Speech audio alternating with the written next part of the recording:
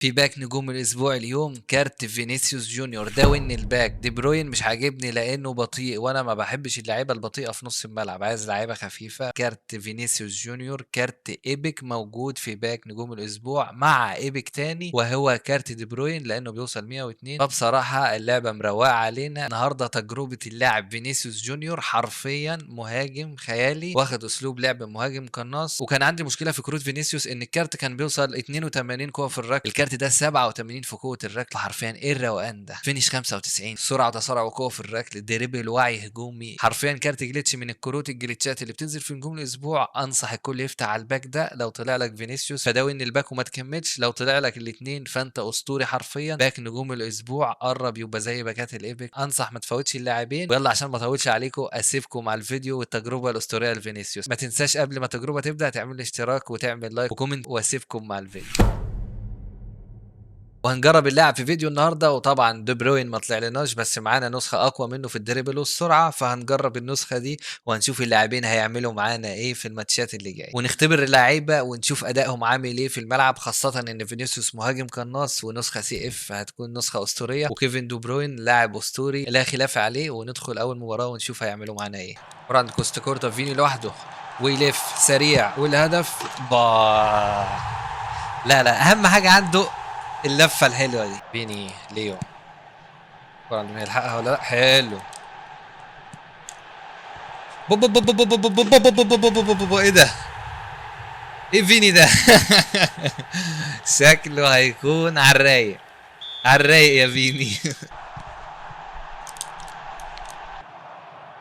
كورة عند كوستا كورتا، ليو واحدة لفيني، رجع لفيني، والهدف الثالث بالفيني جونيور. صفقة صفقة صفقة صفقة، هيطلع من الماتش ولا ايه؟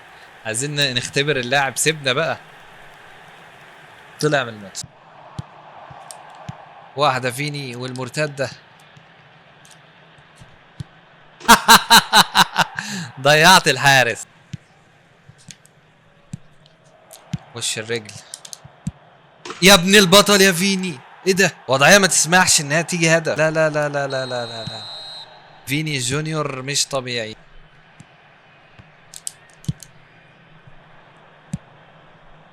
حركته معاه. بوب ايه ده؟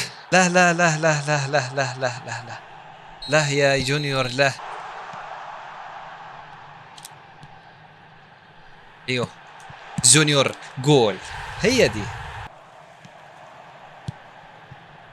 كارلوس ريبري با جونيور. الهدف الثاني يا جدع، مهاجم عارف مركزه فين، واقف فين صح.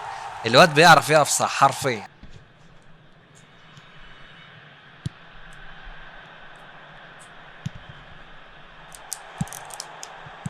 يا سلام عليك يا فيني. واحدة فيني ويعدي فيني. مش ضربة جزاء؟ ضربة جزاء يا باشا. وفي النص روح تصدي بقى، ما تصدش هتلعب في النص.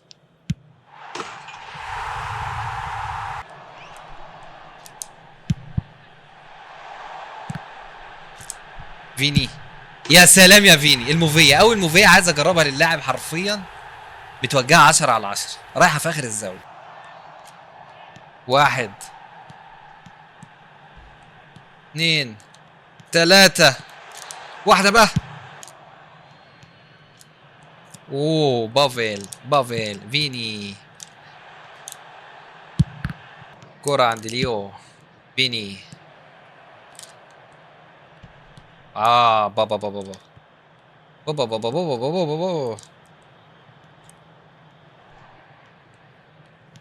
فيني بقى عايزين نجرب بقى ايه الموفيه. يعني نوعا ما. بافيل تسديده حلو. واحده بقى موفيه كمان. حلو. لا، لا، لا، لا، تزدادوا 10 على 10. طبعًا إحصائيات فيني بعد ما لعبنا بيه 6 ماتشات جايب 14 هدف وصانع هدف، فإيه ده! ما فيش لاعب موجود في الteam بتاعي من أول 6 مباريات يجيب 14 هدف، حرفيًا هيكون لاعب خيالي وبيوصل max 100 ومع المدرب بيوصل 101. فبصراحة أنا شايفه إنه كارت خلاصة بعد التجربة، مهاجم خفيف جدًا، غير بقى لاعب مراوغ، جري مفاجئ محير، سرعة الرصاصة. إيه اللاعب ده! اللاعب ده خيالي ويستحق إن أنت تفتح عليه. لو حسيت إن أنت استفدت ما تنساش تعمل لي لايك وتشترك في القناة عشان يوصلك كل جديد، وإن شاء الله الفترة القادمة كلها تجارب لاعبين، وما تنساش تعمل لي كومنت، وأشوفكم الفيديو الجاي.